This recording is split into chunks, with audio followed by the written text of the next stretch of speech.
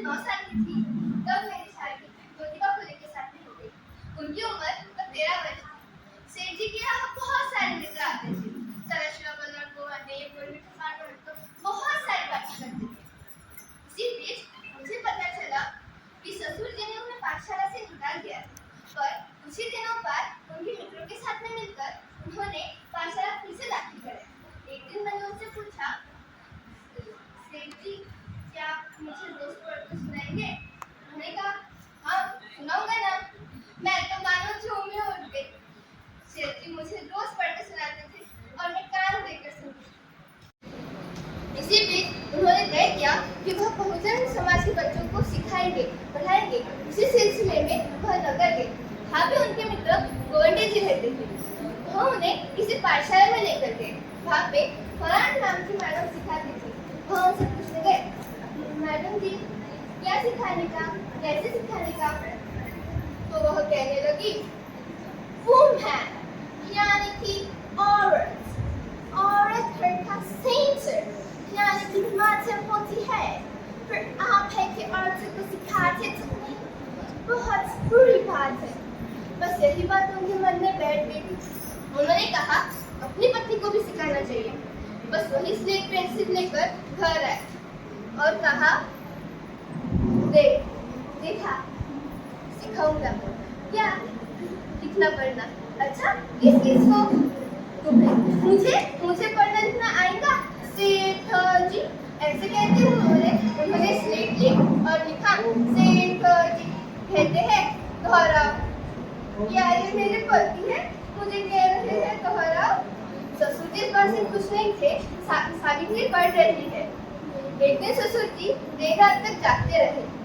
सेठ जी उनके पास में गए, बोले, सो जाइए, बहुत देर हो गई है। तुम्हें पाठशाला से निकाला था, तुम्हें पाठशाला फिर से दाखिल कराया। शायद यही गलती है मेरी। तू तो सीख गया, साथ साथ तूने सावित्री को भी सिखाना शुरू कर दिया। बाबा क्या हो गया? मैं जो कुछ कर रहा हूँ तुम्हें पता तुम क्या कर रहे हो? जो समाज में करने की इजाजत नहीं देता वही तुम कर रहे हो। क्यों? किस लिए? रोज बगीचे में कोई मिलने आता है, पहले सीधे साधे पेश आते थे, अब हाथ तो आ गए हैं। सेठ जी अब कैसे करें? हमें ससुर जी ने घर से बाहर निकाल दिया। उन्होंने कहा, मैं बाहर वालों को जुबान देकर आया हूँ, तू बंद नहीं करेगा, निकल जा मेरे घर से। घर से बाहर निकलने के बाद हमें फातिमा जी ने अपने घर में सहारा दिया। तब से हमारा संघर्ष शुरू हुआ। सुबह का नया सूरज निकला। एक विश्वास लेकर मैं पढ़ूंगी, लिखूंगी, औरों को भी सिखाऊंगी। ऐसे में भिड़ेवाला की हवेली में नीचे जाकर लड़कियों को सिखाना शुरू हुआ। जब हम सिखाने को जाते थे तो कोई थूकता था, तो कोई पत्थर मारता था, तो कोई कीचड़ उठाकर जाता था। उस वक्त की बुरी परंपरा को तोड़ने में फातिमा जी ने मेरा बहुत साथ दिया और औरतों की शिक्षा के लिए कदम से कदम मिलाकर मेरे साथ आई। एक दिन सेठ जी काशी को लेकर घर आए। उसे बच्चा होने वाला था। उसे बेटा हुआ। उसने वह बेटा मुझे सौंपकर कहीं चली गई। 12वें दिन हमने उस बच्चे को झूले में डाला। नाम रखा यशवंत। खूब यश कमाया। इन्हीं में और लोग बातें कर रहे थे, हमें भी हमारा समाज शुरू करना चाहिए। 24 सितंबर 1873 को हमने सत्यशोधक समाज की स्थापना की। समाज का एक ही कहना था, हम एक ही ईश्वर के बच्चे हैं, इसीलिए कोई भी जात बिरादरी के इंसान की इसमें आने की इजाजत थी। यशवंत की पढ़ाई चालू थी। इतने में एक दिन सेठ जी घर आए। वो कुछ नहीं कह रहे थे। सेठ जी आपको क्या हो गया? सेठ जी डॉक्टर ने कहा अब उनकी मृत्यु का समय आ गया है। मैं बैठी रही, मैंने कुछ नहीं कहा। अर्थी उठाने का वक्त आ गया। लोग बातें करना शुरू कर दिया। यशवंत तुम्हारा खून नहीं है, वह अर्थी नहीं उठा सकता, वह किस्ता नहीं पकड़ सकता, वह अपनी नहीं दे सकता।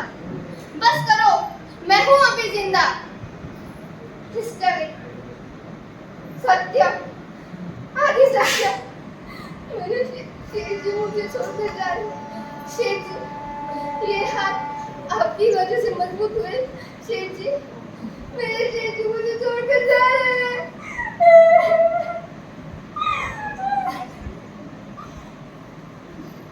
2 साल बाद उनके जाने के बाद भी मैंने सत्यशोधक समाज का कार्य रुकने नहीं दिया। यशवंत डॉक्टर हो गया था।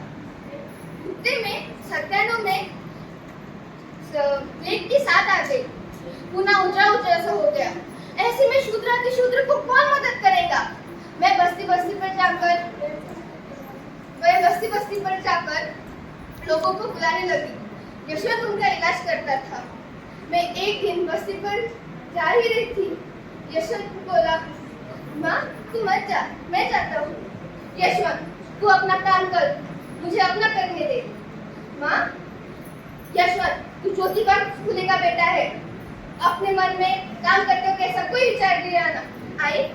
यशवंत, अपने मन में लगी भावना काम में लगा।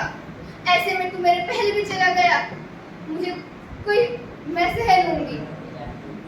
चल, इंसान तो नई जिंदगी देता है, ऐसा बार लगता है, पर बार वही दोहराओ। आप नहीं सीखेंगे, सीखो।